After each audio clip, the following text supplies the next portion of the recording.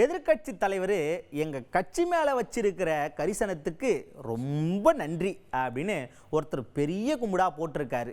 யார் அவர்? விடுதலை சிறுத்தைகள் கட்சி தலைவர் திருமாவளவன் அவர் தான்.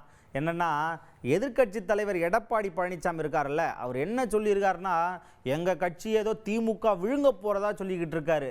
எங்கள் கட்சி என்ன சாதாரண கட்சியா? நாங்கள் எதுக்காக அரசியலுக்கு வந்தோம்? நாங்கள் என்ன அரசியல் ஆதாயத்துக்காக வந்தோம்? கிடையவே கிடையாதுங்க.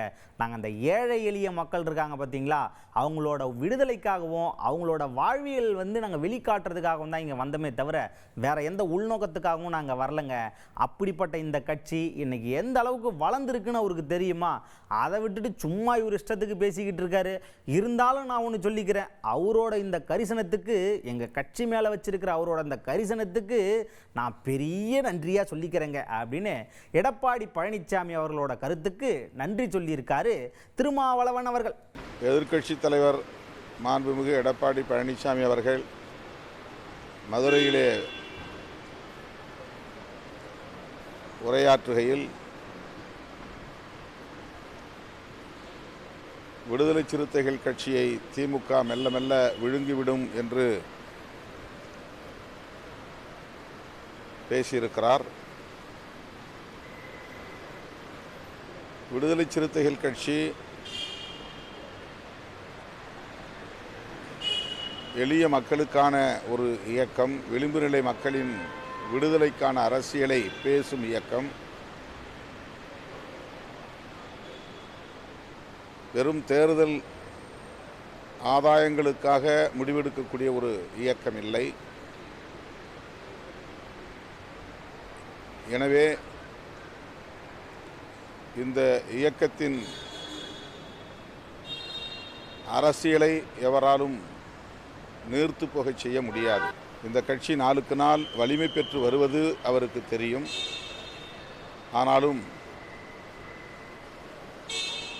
அவர் அரசியல் காரணங்களுக்காக இப்படி ஒரு கருத்தை சொல்லியிருக்கிறார் என்று நான் கருதுகிறேன்.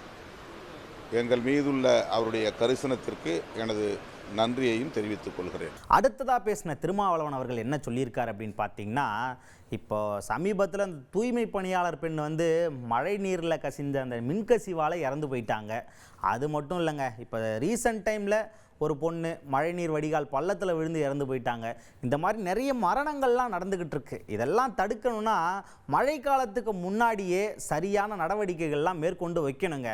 இதெல்லாம் உடனே பார்த்து செஞ்சிருங்க அப்படின்னு ஆளுங்கட்சிக்கு வேண்டுகோள் விடுத்திருக்காரு திருமாவளவன் அவர்கள். ஏற்கனவே கண்ணகி நகரில் தூய்மை பணியாளர் மழைநீரில் மின்கசிவு ஏற்பட்டு உயிரிழக்கும் நிலை ஏற்பட்டது.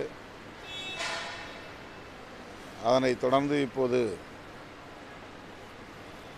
ஒரு பெண்மணி உயிரிழந்திருக்கிறார்.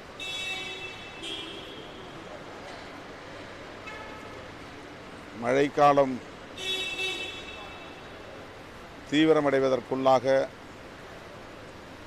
அரசு முன்னெச்சரிக்கை நடவடிக்கைகளை மேற்கொள்ள வேண்டும் என்று வேண்டுகோள் விடுக்கிறேன்.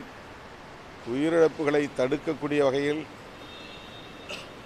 தீவிரமான முன்னெச்சரிக்கை நடவடிக்கைகளை மேற்கொள்ள அரசு ஆவண செய்ய வேண்டும் என்றும் வலியுறுத்துகிறேன்.